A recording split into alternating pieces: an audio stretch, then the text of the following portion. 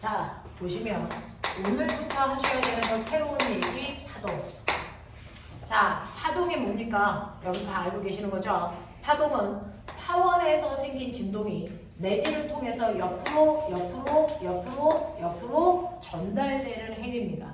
그래서 파동은 파원에서 생긴 진동이 퍼져 나가는 현상입니다. 이 중에서 진동이 한 지점만 꿀렁꿀렁 하고 있으면 이건 그냥 진동. 됐어? 파동은 이 진동이 옆으로 가야 됩니다.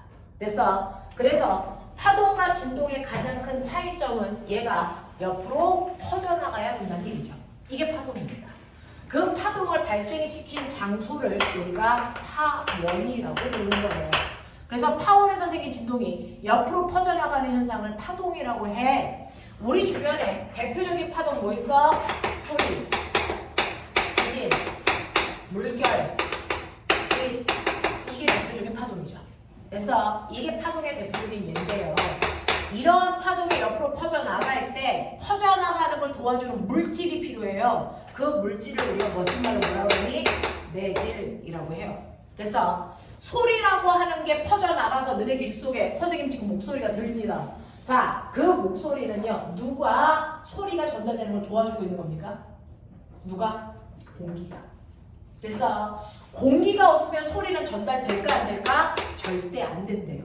그러니 달에 가면 달에는 공기가 있니 없니? 없어요. 그러니까 이렇게 똑같이 앉아서 내가 말을 해도 내가 한마디도 못 알아듣습니다. 알겠습니까? 이런 얘기거든요. 그래서 파동이 전달되는 걸 도와주는 물질을 매질이라고 합니다. 그래서 소리의 매질은 공기입니다. 지진의 매질은 뭘 것 같아요? 땅입니다. 됐어? 그래서 아무리 지진이 엄청나게 세게 발생하고 있어도 하늘을 날고 있는 새한테는 영향을 거의 줄 수 없습니다. 됐어? 네. 자, 물결은요. 당연히 물이 있을 때만 파도가 치겠죠. 됐어? 이거고요. 빛이라는 건 얘만 특이합니다. 얘는 매질이 별도로 필요 없어요. 됐어? 이런 것들이죠. 그래서 우리가 주변에서 흔히 볼 수 있는 파동은 이런 아이들이 있는데 이러한 파동을 여러분들이 나름 파동을 분류합니다. 여러분들은 수능을 볼 거지 과거나 영재고 면접을 볼 게 아니니까 간단하고 심플하게 하시면 이 파동을 분류하면 여러분들은 두 가지로 분류하시면 됩니다. 그 중에 첫 번째 파동을 분류할 때 매질이 필요해 안 해? 이걸로 분류하는 겁니다. 매질의 유무. 자, 그 중에서요. 파동 중에서 빛만 뺀 나머지 모든 파동은 매질이 반드시 있어야만 전달됩니다. 소리처럼. 됐어? 자, 이래서 매질이 있을 때만 전달되는 애들을 우리는 탄성파라고 불렀어요. 근데 요즘은 이름이 변해서 매질이 있어야만 전달되는 아이들을 역학적파라고 부른다. 같은 말. 됐죠? 소리는 대표적인 역학적 파예요. 자, 그런가 하면 매질이 없어도 전달될 수 있는 아이가 있죠. 유일하게 빛입니다. 그 아이는 탄성파가 아니라는 뜻으로 뭐라고 부릅니까? 비탄성파라고 부릅니다. 자, 그 비탄성파에 속하는 게 빛밖에 없기 때문에 얘를 그냥 전자기파, 요즘은 이렇게 부릅니다. 알겠어? 그래서 매질의 유무에 따라서 파동을 분류할 수 있다. 자, 그 다음에 파동을 분류하는 두 번째 기준이 중학교 때 배웠던 거죠. 그게 뭡니까? 자, 파동이라고 하는 건 실제로 옆으로 퍼져나갈 때 뭐가 나갑니까? 라고 하면 파동 에너지가 퍼져나가는 겁니다. 그 파동 에너지가 퍼져나갈 때 이 안에 있는 매질들이 도와주는 거잖아요. 됐죠? 그랬을 때 나 궁금해요. 자, 그러면 에너지가 오른쪽으로 퍼져나갈 때 여기 있는 매질은 어떻게 진동해? 진동하는 방향이 어느 쪽이야? 라고 하면 에너지가 가는 방향과 날아가는 방향으로 매질들이 진동할 수도 있고요. 이것과 수직한 방향으로 매질들이 진동할 수도 있어요. 그래서 매질은 진동만 하는 거지 옆으로 나가진 않습니다. 맞아요.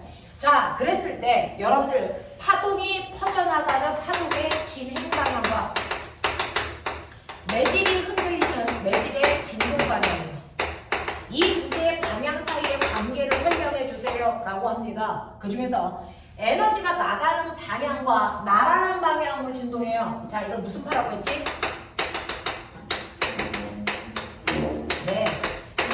중학교 때 종파라고 해야 돼 라고 배우셨어요. 됐어. 자, 파동 에너지가 퍼져나가는 방향과 수직하게 진동하는 매질들이 있을 수도 있죠. 이렇게 수직한 방향으로 진동한다면 얘는 우리가 뭐라고 하자? 횡파라고 하자. 이렇게 배웠어요. 그중 여러분들 파동은 둘 중에 하나야. 종파이면서 횡파일 수는 없거든요. 그 중에서 종파의 형태를 띠는 건 누구 있습니까? 딱 세 개만. 그걸 뺀 나머지는 횡파죠. 이게 뭡니까?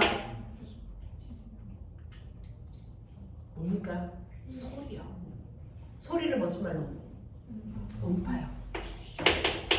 우리가 들을 수 없는 소리. 돌고래들이 말할 때 쓰는 소리. 초음파요. 그 다음에 지기파 중에서 무슨 파요? 피파요. 이것만 종파입니다. 얘만 종파입니다. 그걸 뺀 나머지 어떤 걸 가져와도 나머지는 횡파야 라고 얘기하시면 됩니다. 되겠습니까? 그래서 간단히 종파 세 개만 보세요. 소리와 피파입니다. 알겠습니까? 이렇게 됩니다.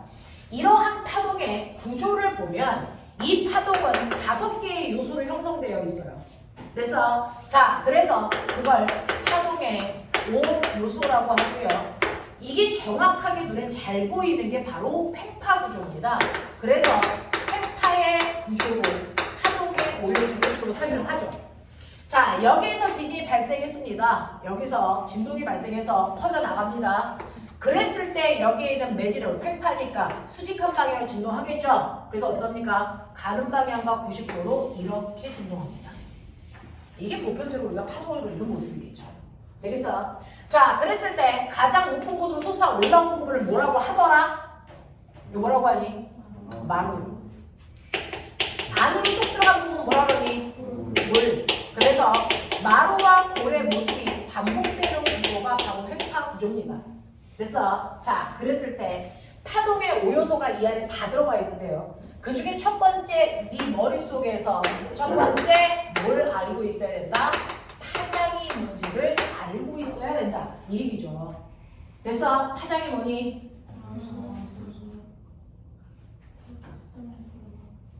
뒷부분을 정확하게 얘기해봐. 마루와 마루의 네.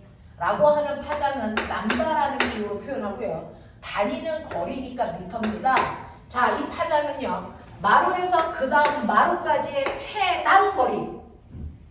그러니 여기서부터 이 마루까지를 잰다? 경신이라고 불러요. 알겠어? 최단 거리. 그러면 꼭 마루에서 마루까지 재야 돼? 아니, 골에서 골까지 재도 같은 길이야. 그건 무슨 말이야? 어떻게 재라는 얘기야? 같은 위상이 반복되는 최단 거리. 알겠습니까? 그래서 파장이라는 건 바로 같은 위상이 반복되는 최단 거리를 한 파장이라고 하겠다는 거죠. 그러니 굳이 마루에서 마루까지 잴 이유도 없고요. 여기에서 얘와 같은 위상이 여기까지의 길이를 재도 한 파장이죠. 되겠습니까? 자, 그랬을 때 한 파장의 길이가 2m라고 치자. 그럼 2. 됐습니까? 이렇게 하면 돼요. 자, 그런가 하면 여러분들 두 번째 모두 알아. 불러! 뭐하러? 5개 요소 중에 기억나는 게 파장밖에 없으면 안 되지. 네, 진동수. 또요. 진폭이요. 또요.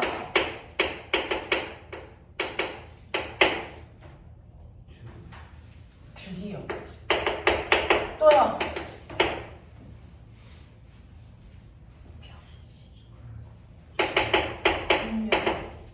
그래서 이 5개가 파동을 구성하는 5개의 요소입니다. 자, 그 중에서 주기가 뭐니? 파장은 최단 거리래네. 주기는?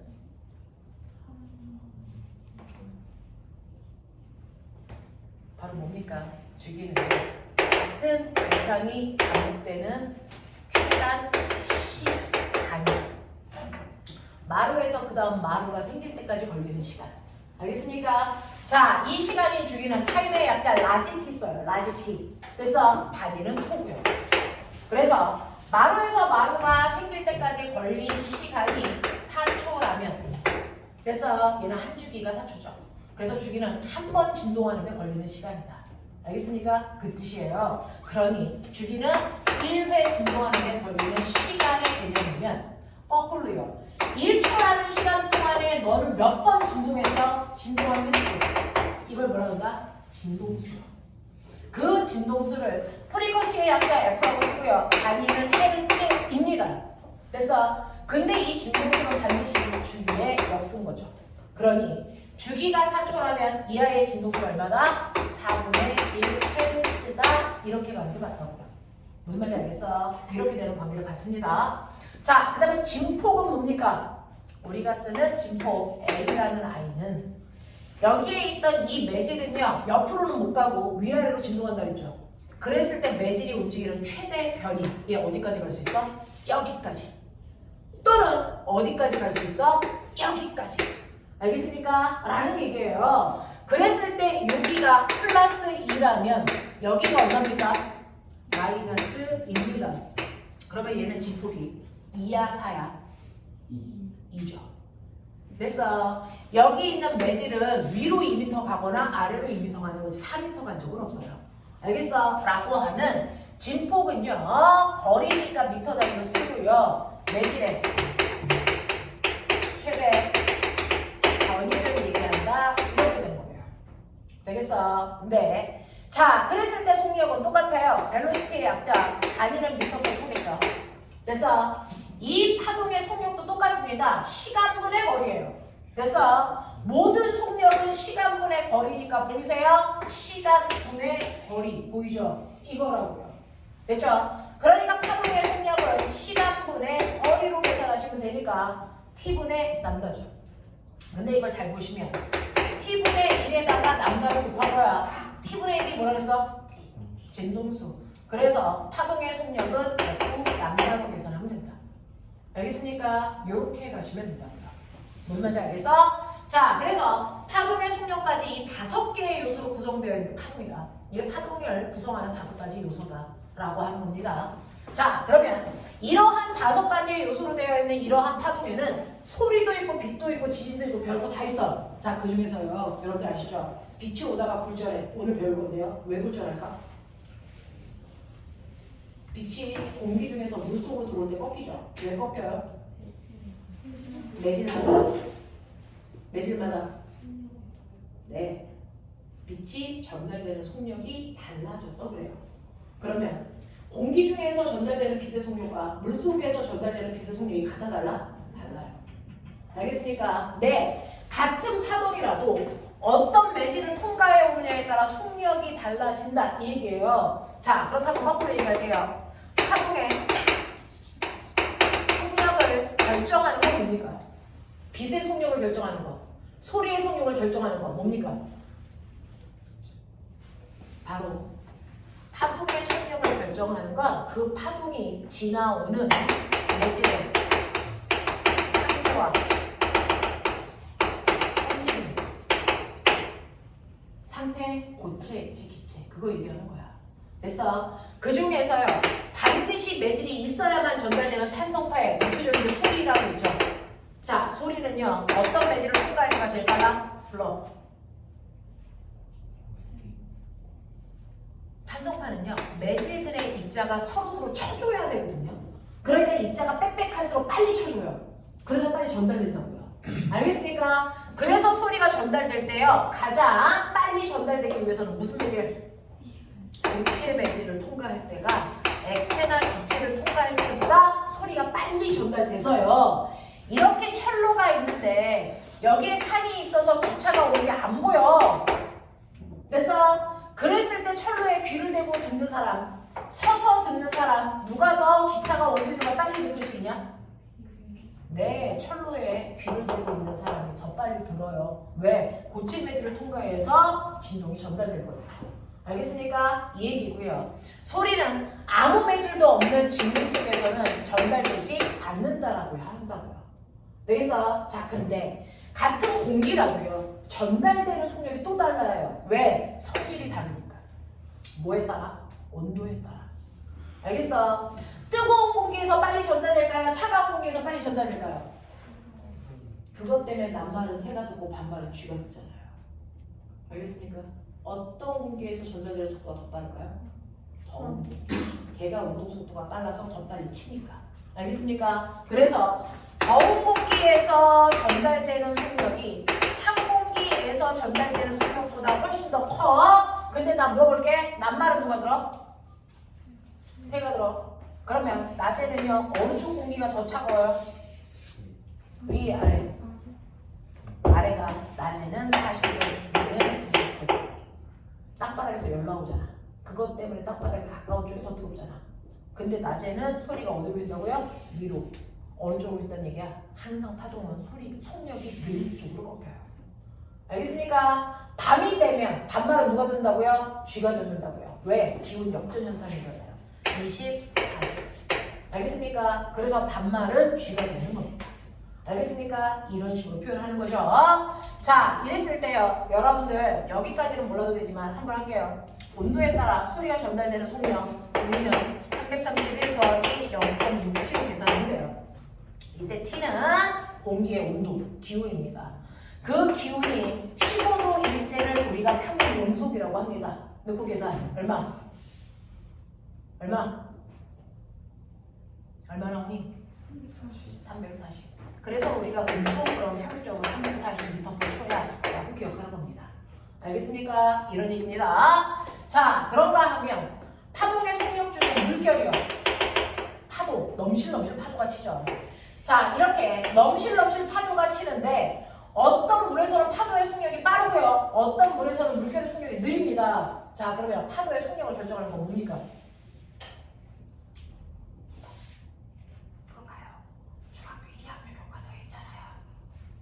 수심 새끼가 수심 물의 깊이. 그래서 파도가 치는데요 이렇게 넘실넘실 칠 때요 겉에만 치는 게 아니고 속도 치거든요. 속도 치다 보면 얕은 곳은 빨리 땅이랑 부딪혀요. 그래서 전달되는 속력이 느려집니다. 알겠습니까? 그래서 수심이 깊은 쪽이 깊은 물일 때가 빠르게 전달되는 거고요 얕은 물일 때 전달되는 속도가 느려진다. 알겠어? 근데 속력 부위는 F 남다르게 살한다 그랬죠? 잊으면 뒤죠. 자, 이때요. 여기서 파도가 발생했어요. 넘실넘실 가요. 이때 속력이 느려질 때요. 변하는 건 진동수가 바뀌니 파장이 바뀌니 둘 다 바뀌니? 공부 좀 하지 그랬어. 여러분들이 아무리 나이가 먹던 그래서 성형을 하던 여러분들 몸에서 절대로 바뀌지 않는 게 있죠. 뭡니까? DNA, 지문 이런 거 안 바뀌죠. 파동도요 똑같아요. 절대 변하지 않는 게 있고 변하는 게 있습니다. 절대로 안 바뀌는 게 뭐가 없습니까? 진동수요. 절대로 안 바뀌어요. 아무리 속력이 빨라지든 느려지든 진동수는요 태생적으로 한번 빵 하고 생기는 그 순간에 결정되는 거야. 안 바뀌어. 그래서 이 진동수는 변하지 않고 일정하고요. 뭐가 바뀌는 거니? 속력에 따라 파장의 길이만 바뀌어요. 속력이 빨라진다는 얘기는 파장이 길어진다는 얘기입니다. 속력이 느려진다는 얘기는 파장이 짧아진다는 얘기입니다. 그래서 깊은 물에서는 전달되는 속력이 빠르니까요. 한번 진동할 때 파동이 그래서 성큼 가서 마루와 마루 사이의 간격이 길다는 얘기죠. 됐죠? 얕은 물에서는요. 속력이 느려지니까 파동이 아장 가요. 그래서 마루와 마루 사이의 간격이 좁다는 얘기입니다. 알겠습니까? 이 얘기라고요. 자, 그래서 우리는 파동에 마루를 연결한 선을 그려요. 그걸 보면 속력을 예측할 수 있습니까? 그래서 자, 마루를 연결한 선을 우리가 파도의 얼굴 그래서 파면이라고 합니다. 그래서 이 파면 사이의 간격이 한 파장이거든요. 파면 사이의 간격이 한 파장이거든요. 파면 사이의 간격이 한 파장이에요. 그죠? 얘는 파장이 길기 때문에 빠른 곳. 그래서 얘는 파장이 짧기 때문에 느린 곳. 그러니까 얘는 얕은 물, 얘는 깊은 물. 되겠습니까? 이거 구별할 수 있어야 되겠죠. 되겠냐? 자, 그런가 하면 파동 중에서 가장 대표적인 건 뭡니까? 빛입니다. 뭐니 해도 빛. 그래서 자, 이 빛이라고 하는 아이의 전달되는 속력을 결정하는 건 뭡니까? 라고 하는데 빛은 유일하게 매질이 필요 없어요. 오히려 매질이 있으면 권리적 권력입니다. 그래서 빛은 아무것도 없는 진동에서 전달되는 속력이 제일 빠르고요. 기체, 액체, 고체 레드를 통과할수록 전달되는 속력이 느려져요. 소리와 정반대입니다. 알겠습니까? 네. 그렇다면 빛의 속력이 일정한 게 아니네. 그럼 우리가 광속이라는 단어 언제 쓰는 거야? 네. 진공 속에서 빛이 퍼져나오는 가장 빛의 속력이 빠른 이때만을 광속이라고 합니다. 그러니까 빛이 지구의 대기권에 들어오는 순간 이미 광속을 잃어버린 겁니다. 알겠어요? 이렇게 됩니다. 자, 그러면서 다른 속력과 다르게 광속일 때만 우리가 C라고 쓰지만 그 광속조차도 F 남다로 구합니다. 알겠어? 여러분들 선생님한테 특수상대성 이론 배우면서 광속은 불변해 배운 거 기억나죠? 네, 그러니 이렇게 태양에서 여러분들이 빛을 보면 빨초파라고 하는 가시광선이 튀어나옵니다. 됐죠? 빨초파라는 가시광선이 튀어나오는데 이 중에서 에너지가 더 큰 게 뭡니까? 뭡니까? 파란색 쪽으로 갈수록 에너지가 커요. 파동의 에너지는요, 어떻게 구하는 거냐면 파동의 에너지는 HF로 구합니다. H는 플랑크 상수라서 의미 없어요. 그냥 1로 놓으면 돼요. 상수야. 됐어? 그러면 파동의 에너지의 크기를 결정하는 건 뭐다? 그 유명한 진동수입니다. 진동수. 됐죠? 진동수가 큰 애가 에너지가 큰 겁니다. 그 중에서 파란색의 에너지가 크니까 파란색의 진동수를 내고 놓을게요. 초록색의 진동수는 10, 빨간색의 진동수는 1로 놓을게요. 되겠습니까? 자, 이때 지구까지 누가 더 빨리 옵니까? 뒤진다. 지구까지 어떤 파동의 속력이 더 빠릅니까? 파동의 속력은요, F, 누구의 속력이 더 빠릅니까? 똑같습니다. 광속은 불변한다니까. 색깔에 따라 다르지 않다니까. 무슨 말입니까? 파란색의 진동수가 100이나 되는데 어떻게 속력 같아요? 얘는 파장의 길이가 1이에요. 얘는 파장의 길이가 10이고요. 얘는 파장의 길이가 100입니다. 그래서 속력은 누구나 다 다르겠어요. 알겠습니까? 이런 느낌이야. 이런 느낌이야. 알겠어? 자, 광속일 때는 속력이 항상 변하지 않고 일정합니다. 가시광선이라서 더 빠르고 적외선이라고 느리고 이런 거 없다고요. 그래서 진공 속을 퍼져나올 때 전자기파의 속력은 다 똑같습니다. 광속으로 갑니다. 되겠어? 네. 똑똑을 어디서 한 거야? 똑똑이라는 소리 안 들렸어? 아, 네가 치냐? 너씨! 자, 광속은 불변하니까. 자, 파장이 길다는 얘기는 진동수가 작다는 얘기죠.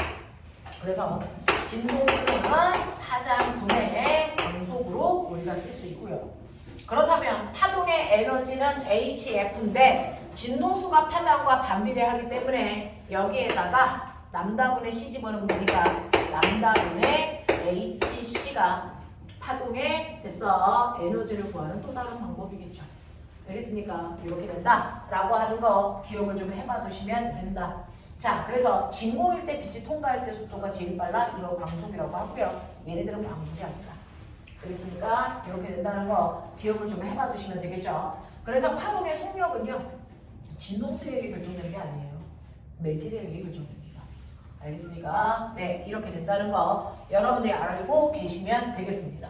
자, 근데 이러한 파동은요, 5개의 요소도 가지고 있지만 파동의 성질도 있겠죠. 자, 이제 본격적으로 갑니다. 여기까지는 중학교 때 배워 오셨어야 되고요. 문제를 풀 때는 여기까지는 다 인지하고 있는 상태로 문제를 푸셔야 되거든요. 자, 그러면 이제부터요. 이러한 파동도 성질이 있다. 파동의 성질. 자, 크게는 그래서 4개로 보고요. 작게 자르면 5개로 봅니다.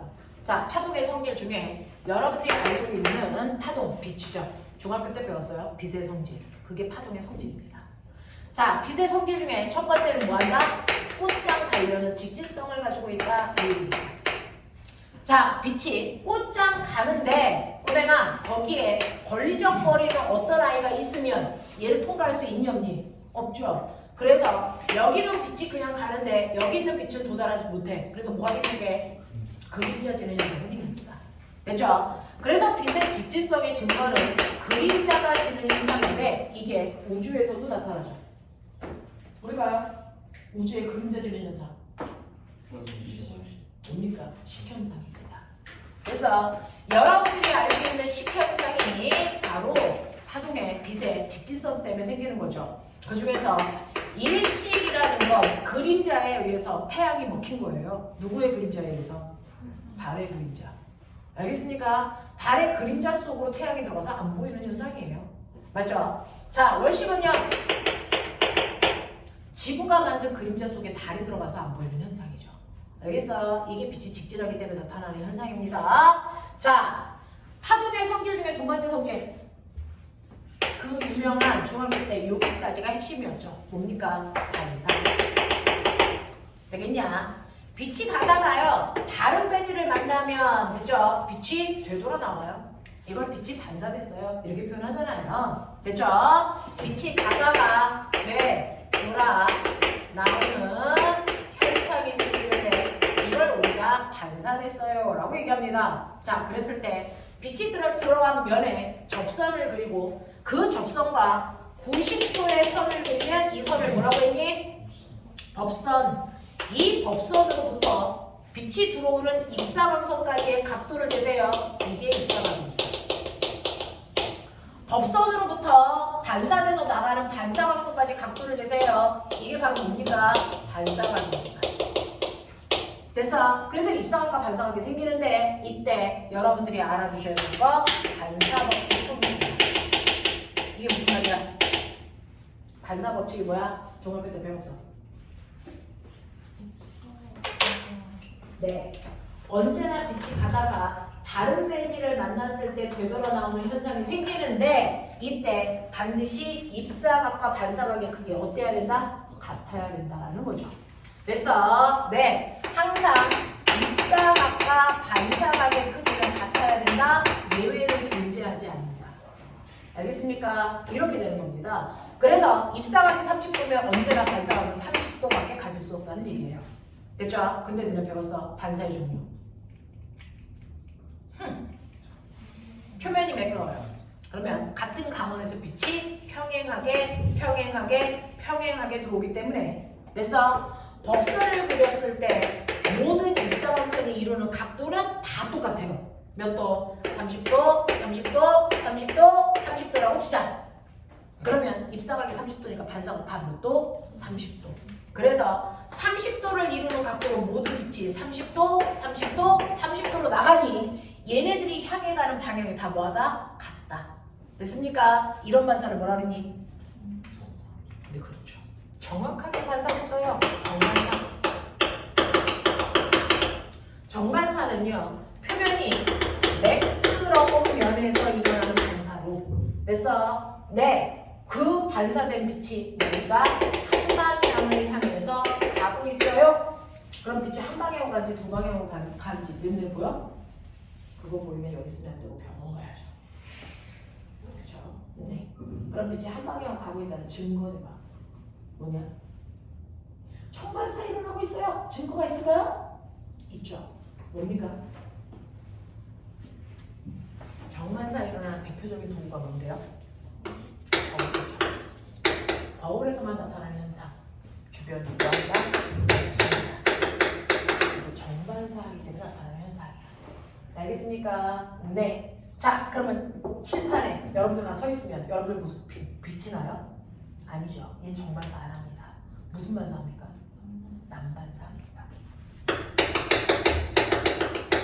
남반사는요. 칠판처럼 표면이 울퉁불퉁 거칠 때.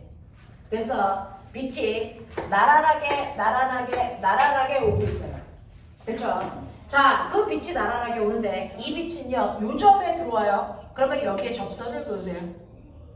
얘는 이 점에 들어와요. 여기에 접선을 그으세요. 얘는 이 점에 들어와요. 접선을 그으세요. 됐어? 그것과 90도 되게 선을 그으시면 이게 법선입니다.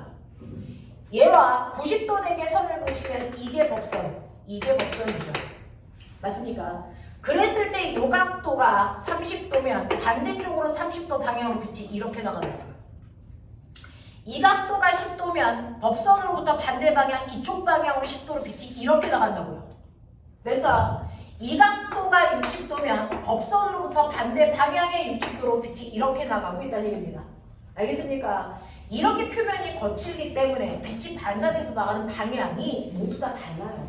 알겠어? 그래서 빛이 오는 방향으로 나가는 반사를 난반사라고 하는데 이건 표면이 거칠어서 그렇다. 됐어? 그렇게 되면 주변의 경치는 비치지 않고요. 단지 그 사물만 내가 뭐 할 수 있다? 볼 수 있습니다. 라는 얘기야. 됐어? 그래서 칠판에 있는 글씨는 볼 수 있죠. 왜? 칠판에서 난반사하니까. 알겠습니까? 이런 얘기입니다. 됐죠? 자, 이런 식으로요. 반사법칙이라는 게 성립된다는 거 여러분들이 알고 계시면 됩니다. 자, 근데 반사의 또 다른 종류가 있죠. 한 번은 생각해보자. 빛이요. 이렇게 옵니다. 얘가 마루홀 이렇게 해서 부딪혔어. 마루로 부딪혔어. 그럼 반사돼서 나올 때 마루로 나오니 골로 나오니? 이것도 한번 생각해보자. 빛이 나가는 방향만 보지 말고요. 빛이 나갈 때 위상을 갖잖아요. 그 위상이 바뀌어서 나와? 아니면 안 바뀌고 그대로 반사돼서 나와? 라는 거죠. 됐죠? 그래서 어떤 물체가 가다가 쿵 하고 부딪힐 때 마루로 부딪혀요. 근데 얘가 반사돼서 나가요.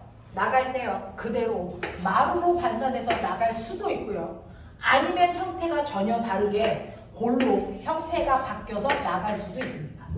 알겠어? 자, 이렇게 위상의 변화 없이 똑같은 위상으로 반사돼서 나가는 걸 우리는 자유간 반사라고 합니다. 됐어? 위상이 정반대로 바뀌어서 나가는 반사를 우리가 고정단 반사라고 해서 위상의 변화를 기준으로 반사의 종류도 나눌 수가 있어요. 됐죠? 그래서 위상이 정반대로 바뀌는 걸 위상이 180도 됐어요 라고 표현한다고요. 되겠습니까? 자, 어떨 때 그래요? 라고 하면 이럴 때 그래요.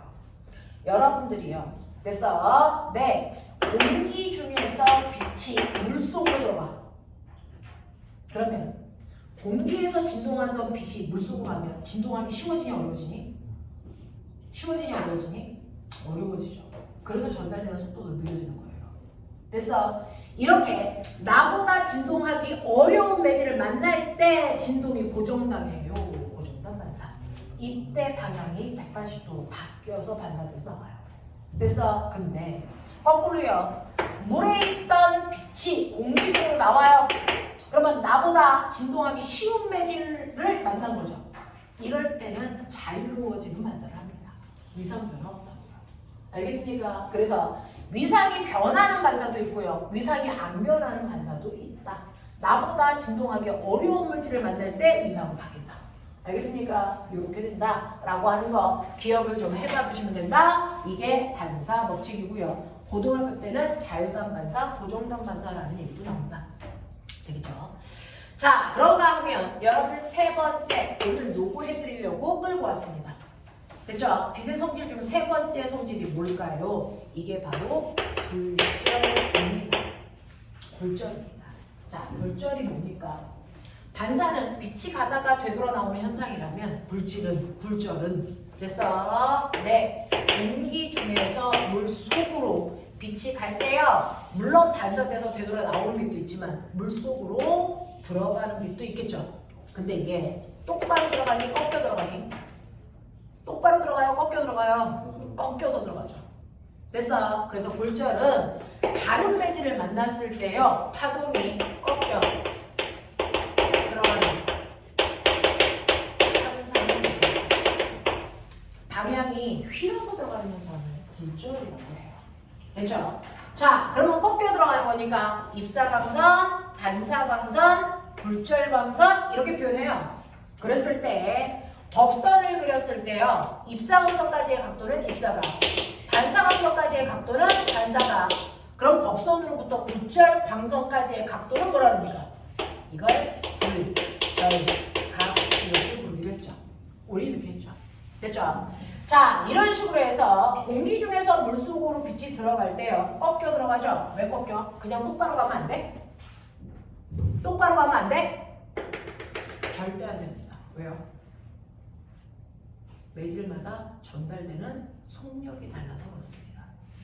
됐어? 네. 자, 그래서 매질마다 파동이 전달되는 파동의 속력 차에 의해서 꺾이는 거야. 그러니 A라는 매질이 있고 B라는 매질인데 빛이 전달되는 속력이 얘 10인데 얘 5야. 이때 꺾일 거야. 맞지? 또 A라는 매질이 있고 C라는 매질이 있는데 얘 빛이 전달되는 속력이 10인데 얘는 2야. 꺾여 들어가겠지? 누가 더 팍 꺾일까? A에서 B로 갈 때 B에서 C로 갈 때 누가 더 많이 꺾일까요? 네. 실제로 꺾이는 건요. 두 매질 사이의 속력 차만큼 꺾여요. 됐어? 얘는 속력이 5만큼 차이가 나고 얘는 얼마큼 차이 납니까? 8만큼 차이 나죠? 그러니 한꺼번에 그리면 A에서 B로 갈 때는 이렇게 꺾였다면 A에서요 C로 갈 때는 더 많이 꺾여서 이렇게 꺾입니다. 알겠습니까? 네, 그래서 두 매질 간의 속력 차이에서 꺾이는 정도가 다릅니다.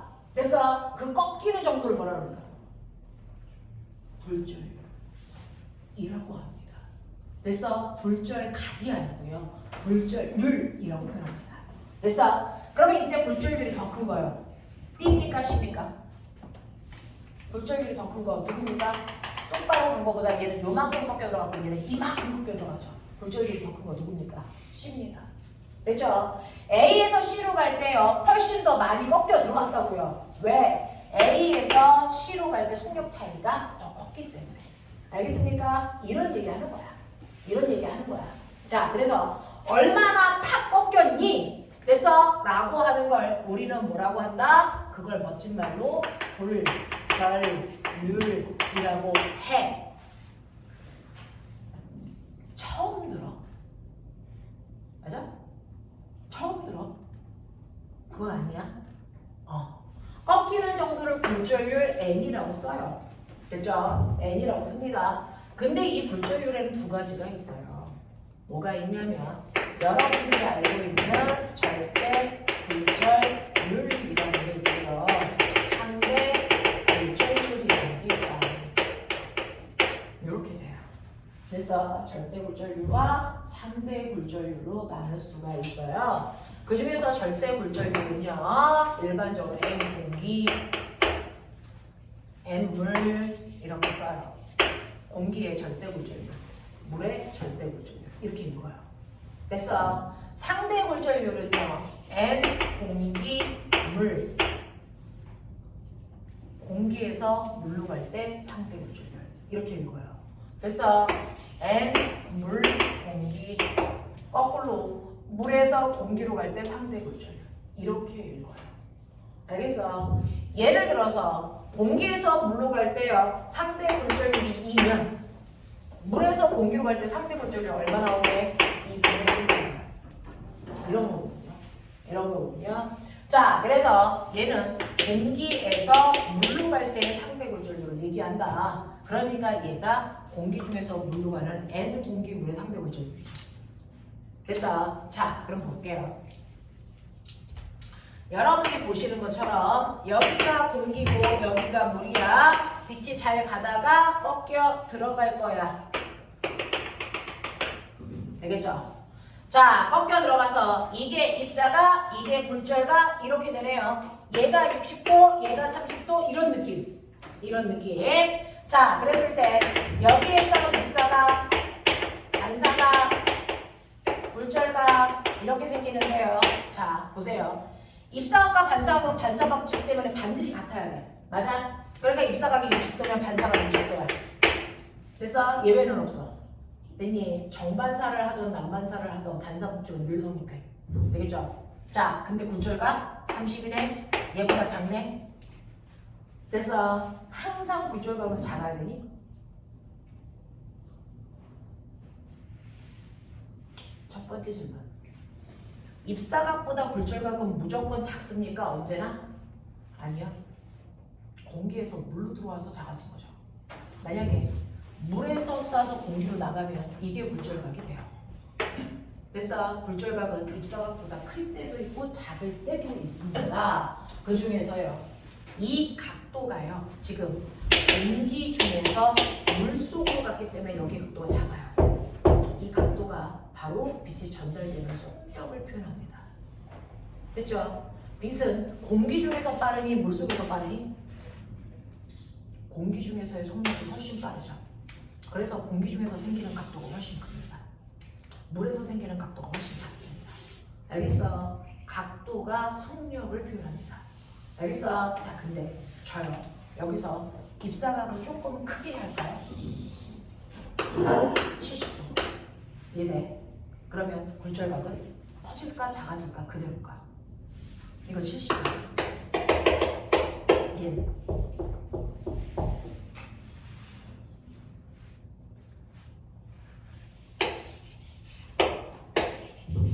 예외 없어. 예외 없어.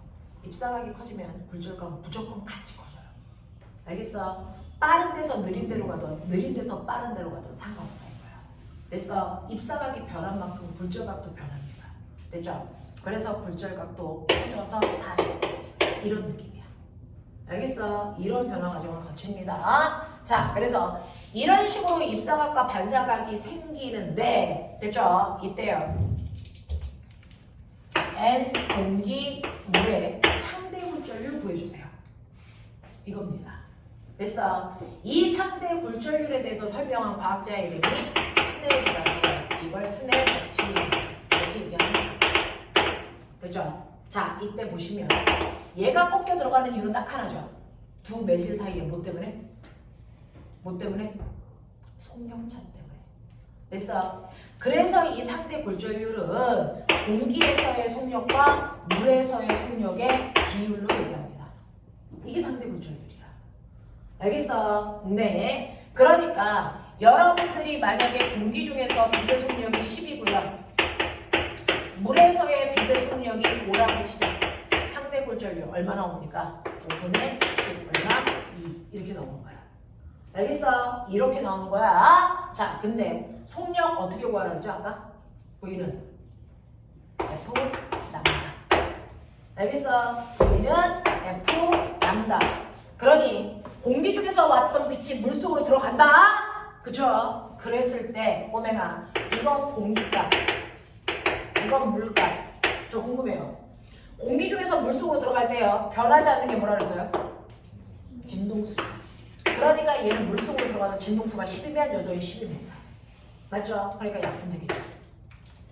됐니? 그러니 상대 굴절률은 뭘로 보면 된다? 파장비율로 보면 된다. 이해돼요? 이해돼요? 또 상대 굴절률은요, 선생님이 아까 말씀드린 것처럼 상대 굴절률은 생기는 각도의 비율이다. 맞아요. 각도가 속력이다. 그랬잖아요. 그러니 얘는 60도, 얘는 30도. 됐어? 각도의 비율이 속력의 비율인데 각도를 계산하면 도로 나오고요. 얘네들은 값으로 나오니까 각도를 값으로 바꾸기 위해서 사인 값으로 치자. 됐어? 이런 식으로요. 알겠습니까? 이게 바로 굴절률을 얘기한다. 알겠니? 자, 그런가 하면 됐죠? 절대 굴절률도 있다 그랬죠? 절대 굴절률만 여러분들 보세요. 지금 공기 중에서 물로 갔기 때문에 맨 처음에 빛이 출발한 쪽이 분자로 갑니다. 도착한 쪽을 분모에다 씁니다. 알겠어요? 근데 유일하게 분자 분모의 위치가 바뀌는 아이가 있습니다. 그게 바로 절대 굴절률 써서 계산을 해요. 요 순서만 할게요. 알겠습니까? 요렇게 됩니다. 요렇게 됩니다. 알겠어? 자, 이런 관계를 가지고 있다는 걸 알아낸 사람이 스넬이라서 스넬 법칙이라고 합니다. 자, 근데 이거 왜 거꾸로 서요? 라고 하면 상대 굴절률은 공기 중에서 뭘로 가는 거죠? 절대 굴절률은? 공기의 절대 굴절률? 공기 중에서 빛이 혼자 꺾여? 안 꺾여. 근데 굴절률이 왜 생겨? 이건 진공에서 공기로 올 때의 굴절률을 공기의 절대 굴절률이라고 해. 됐어? 얘는 진공에서 물로 올 때 꺾이는 정도를 물의 절대 굴절률이라고 하는 거야. 알겠어? 그러니 사실은 N 공기는요, 진공에서 물로 들어간 거니까, 진공에서 공기로 갔으니까 이 공기분의 V 진공. 맞아. 실제로는 진공에서 물로가 쓰니까요. 속력으로 계산하면 V 물분의 V 진공이 물의 절대구조율로 계산하는 방법이다. 그래서 근데 이거 계산하면 이렇게가 되어지죠. 맞아. 그래서 정리하시면 V 물분의 V 공기라고 하면 얘가 이 모습을 갖죠. 알겠습니까? 그렇게 하라고 절대구조율을 거꾸로 쓰는 겁니다. 알겠냐? 이렇게 되는 겁니다. 자, 그래서 스넬 법칙이 이런 거다 라고 하는 거 기억하시면서 우리는 항상 공기에서 물로만 빛을 쐈죠. 거꾸로 쏘면 어때? 정신 차려. 물이 있다. 공기 있다. 물에서 빛을 쏴요. 공기로 들어가죠. 근데 속력이 누구보다 빠릅니까? 물에서의 속력이 빨라요? 공기에서의 속력이 빨라요? 공기 중에서의 속력이 훨씬 더 빠르죠. 그렇다면 공기 쪽에서 생긴 각도가 훨씬 더 커야 되겠죠. 그럼 어떻게 합니까? 직진한 것보다 공기 중에서 생긴 각도가 더 크려면 얘가 더 밑으로 누워야죠. 알겠습니까? 그래서 이게 입사각, 이게 무슨가? 굴절각이 되는 거야. 그래서 이 각도가 30도인데 얘는 이 각도가 80도다. 이렇게 되죠. 됐어? 그래서 물에서 공기로 갈 때는요. 입사각의 크기가 30, 반사각의 크기도 30, 근데 굴절각의 크기는 80, 얘가 훨씬 커요. 이런 느낌이야. 그러면 내가 입사각을 크게 할게. 입사각을 크게 하면 따라서 굴절각도 같이 커져야 된다고 말씀드렸어요. 그죠? 같이 커졌어요. 그러면 얘가 더 커져. 그러면 얘가 이렇게 누워. 기억나냐? 입사각을 크게 했더니 굴절각이 90도가 되는 입사각. 가능합니다. 입사각을 40도 했어. 그랬더니 굴절각이 90도. 맞습니까? 굴절각을 90도로 만드는 순간에 입사각을 우리는 뭐라 그런다? 이걸 뭐라 그럽니까? 인테그랄이라고 하죠. 그래서 그러면 이 각도보다 더 크게 하면 신기한 일이 발생합니다. 입사각을 1도라도 더 크게 해보세요. 1도라도 더 크게 해보세요. 입사각이 40일. 입사각이 커졌으니까 굴절각 커져야 됩니다. 어떻게 될까요? 얘가 이렇게 들어옵니다. 밖으로 나가는 광선이 하나도 없어요. 굴절각이 너무 커져서. 알겠습니까? 굴절에서 일로 가야 되는데 다 안으로 들어온다고. 이걸 우리 뭐라 하지? 이 현상은 뭐라 하지? 이걸 뭐라 하지? 모두 다 반사된 것처럼 보여요. 전부 다 반사된 현상. 이거 뭐라 하니? 전반사라고 불러요. 됐어? 이러한 전반사는요. 반드시 느린 매질에서 빠른 매질로 가야만 생기는 반사야. 그래서 그랬을 때 전반사는요. 입사각이 임계각보다 커지는 그 순간부터 일어납니다. 되겠어? 네. 그 순간부터 일어나는 이러한 전반사는요. 꼬맹아 잘 봐. 잘 봐. 내가 그래서 입사각을 41도 만들었어. 그러면 반사각도 41도 굴절. 반사법칙 때문에. 그럼 굴절각은요? 90도보다 더 커지니까. 됐어? 한 92? 그렇게 생길까요? 아니요. 얘 40입니다.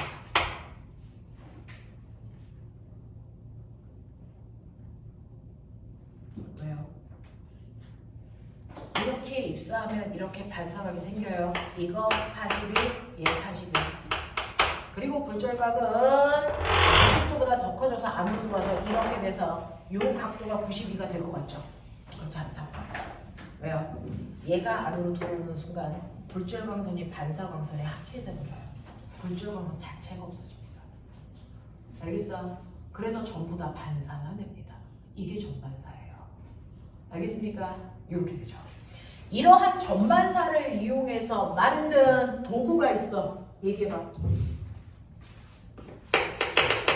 전반사를 이용해서 만든 도구가 여러분들 됐어? 통신성, 광케이블이죠. 광섬유. 그래서 이걸로 만든 게 광섬유입니다. 요거? 성류? 유? 뭐야? 리을?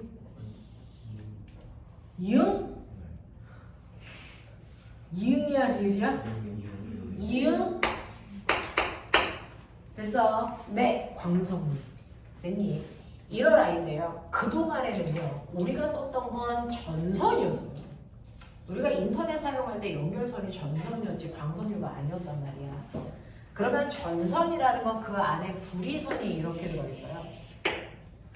이렇게 구리가 들어있으면 여기서 전기 신호를 쏩니다. 그러면 전기 신호를 이렇게 쏘면 여기서 일부는 반사되고 일부는 굴절해서 밖으로 나갑니다. 됐어요?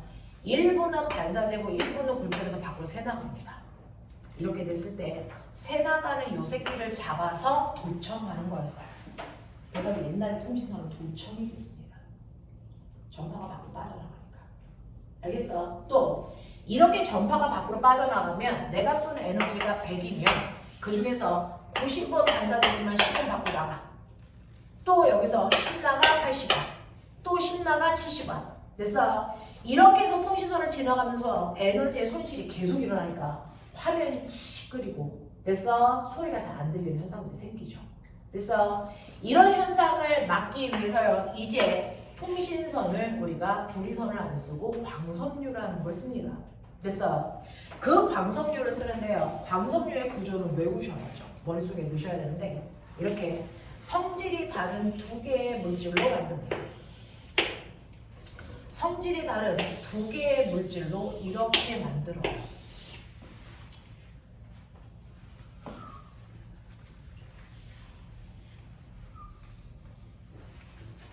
이렇게 만들면 안에 있는 걸 A, 얘를 O라고 불러요. 밖에 있는 걸 B, 클레이라고 불러요. 한국말로도 옛날에 배웠어요. 손유리, 전유리. 이게 더 쉽죠. 그래서 이렇게도 배웠었어요. 자, 그 중에서 나는 광석류에 손유리에다가 빛을 쏩니다. 광석류이기 때문에 전기가 아니고 빛을 쏘는 거예요. 그래서 빛을 쏴요. 자, 쏠 때요. 아무렇게나 쏘지 않습니다. 얘를 무조건 임계각보다 큰 각도로 쏴요. 임계각보다 큰 각도로 쏘면 여기를 완벽하게 전반사만 일어납니다. 그래서 밖으로 빠져나가는 파동이 없어요. 그래서 광석류는 절대로 도감청이 안 됩니다. 도청이 안 돼요. 이 조건은. 알겠어? 네. 그러니 100의 에너지가 끝까지 100인 에너지 상태로 갑니다. 알겠어? 이게 우리나라 통신선이야.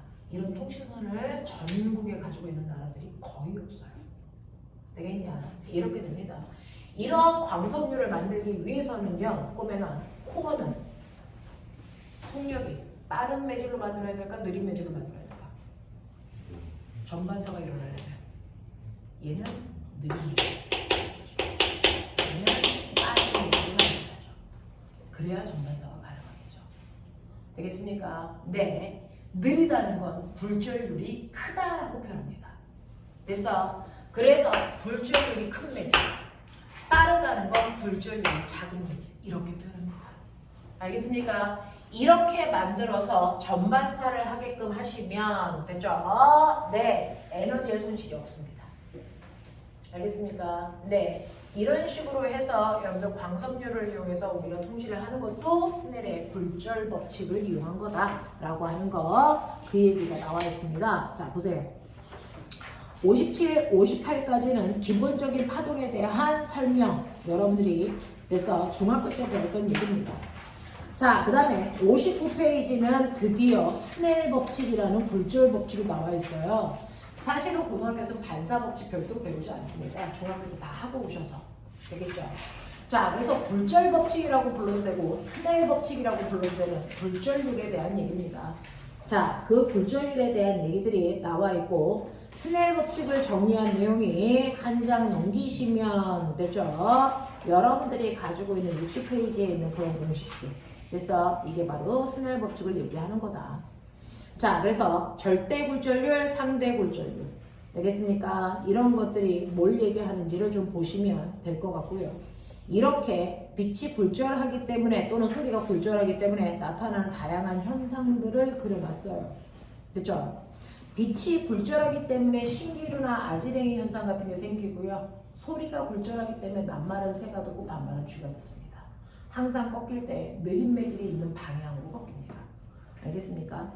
자, 그 다음에 이러한 빛의 굴절을 이용해서 만든 게 렌즈라는 거죠. 자, 눈에 안경 꼈죠. 안경에 들어있는 게 렌즈입니다. 빛의 굴절을 이용한 거죠. 되겠어? 네, 너네가 끼고 있는 안경은 무슨 렌즈? 생물 시간에 배웠잖아, 이 새끼들아. 무슨 렌즈? 오목 렌즈. 할머니의 눈을 교정할 때 볼록 렌즈. 알겠습니까? 이렇게 빛이 꺾이는 정도를 이용한 게 바로 렌즈라는 거 기억해 두시면 되겠죠? 넘겨. 자, 그래서 우리는 몇몇 개요. 지금 시간이 별로 남아있지 않습니다. 몇몇 개만 기본적인 것만 살짝 보고 가죠. 여러분들이 가지고 있는 파동의 기본적인 거 이거 못하시면 뒤질랜드죠. 됐어? 네, 62페이지 111 동그라미. 됐어? 자, 그 다음에 117 동그라미. 요거 두 개만 먼저. 시간 될 때까지만 밀죠.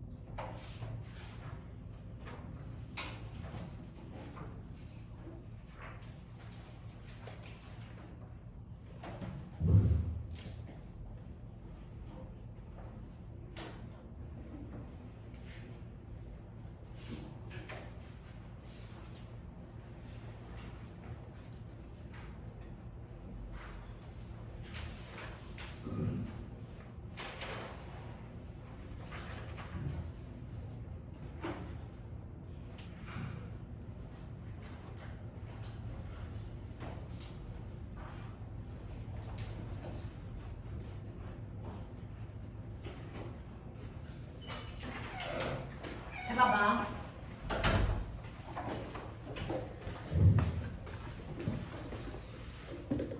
111페이지를 틀리는 건 총살갑니다. 111번 틀리는 거. 그림은 어떤 파동이 일정한 속력으로 오른쪽으로 진행하는 모습을 나타내는 것이고 A에 있던 마루가 B의 위치로 이동하는데 걸린 시간이 1초였어요 라고 하는 얘는요 4분의 1파장에 움직이는 데가 1초죠. 됐어. 그러면 한 번 진동하는데 걸리는 시간은 몇 초란 얘기입니까? 4초란 얘기입니다. 됐어. 그래서 주기가 4니까 진동수는 얼마입니까? 4분의 1, 0.25 헤르츠죠. 그 다음에 얘는 한 파장의 길이가 8m입니다. 되겠니? 같은 위성끼리 보면 되겠죠. 자, 그래서 파장에다 진동수를 곱하면 속력이 된다 그랬으니까 이게 속력이 2죠. 됐어. 이 정도는 여러분들 암산으로도 가능하고요. 그 다음에 이제 117번 저 요거 보여주고 싶었는데요. 여러분들이 보시면 거기 매질이 세 종류가 있어요. 1번 매질, 2번 매질, 3번 매질. 자, 그랬을 때 꼬맹아 1번 매질에서 2번 매질로 갈 때요.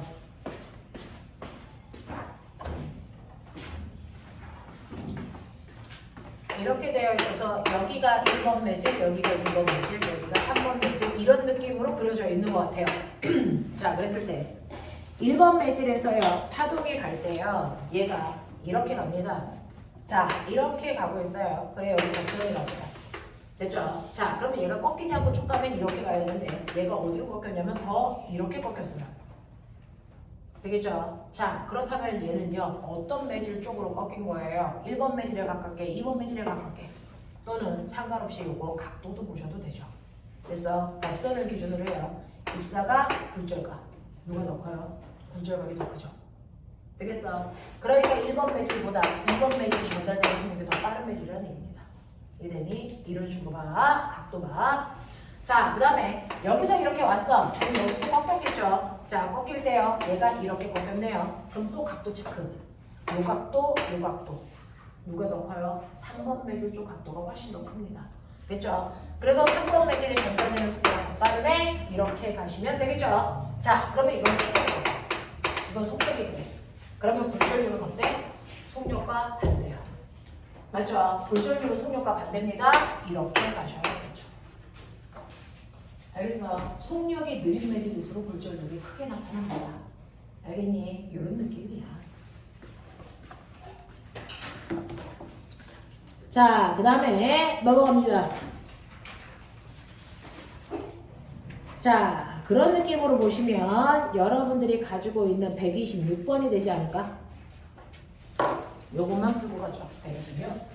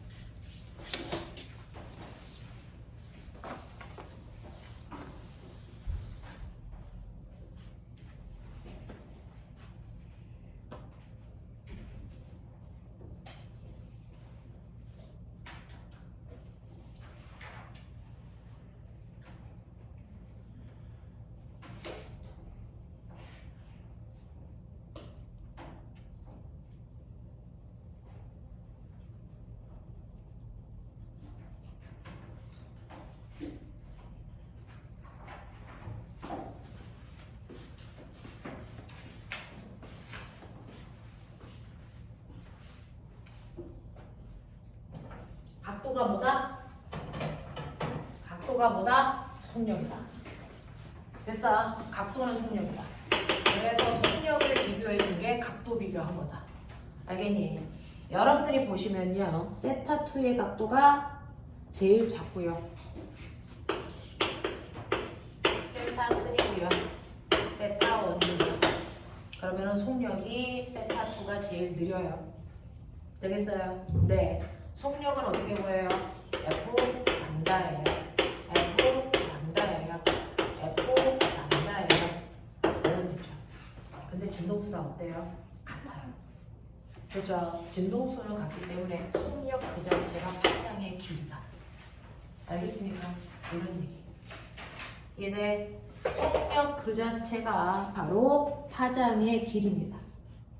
그러니 파장의 길이가 가장 짧은 게 2번입니다. 알겠죠? 자, 굴절률이 가장 큰 거예요. 굴절률은요, 속력과 반대. 그래서 굴절률은 이렇게 되죠. 2번 매질에서의 굴절률이 제일 커야죠. 그 다음에 2번에 대한 3번의 상대 굴절률은 1보다 작습니까? 라고 했어요. 2에 대한 3의 굴절률이죠. 그래서 2에 대한 3의 굴절률이요. 그러면 2번 매질에서 3번 매질로 간다는 얘기잖아요. 맞아. 그랬을 때 2번 매질의 속력을 3번 매질의 속력으로 나눠봤죠. 3번 매질의 속력은 빨라. 그래서 그래서 이거를 4로 놓고요. 2번 매질의 속력은 느려. 그래서 1을 놓는다면 얘 값은 어떻게 되니까 1은 1보다 작죠. 알겠어? 이런 식으로 놓고 가셔야 됩니다. 이해돼?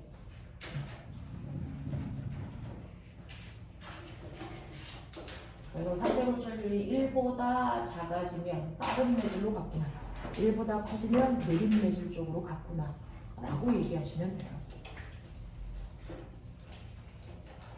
그죠? 자, 오늘 여기까지 할 겁니다. 고생하셨고요. 3주 동안 일반 수업 편학입니다. 내신 잘 보시고요. 7월 8일 날 봅시다.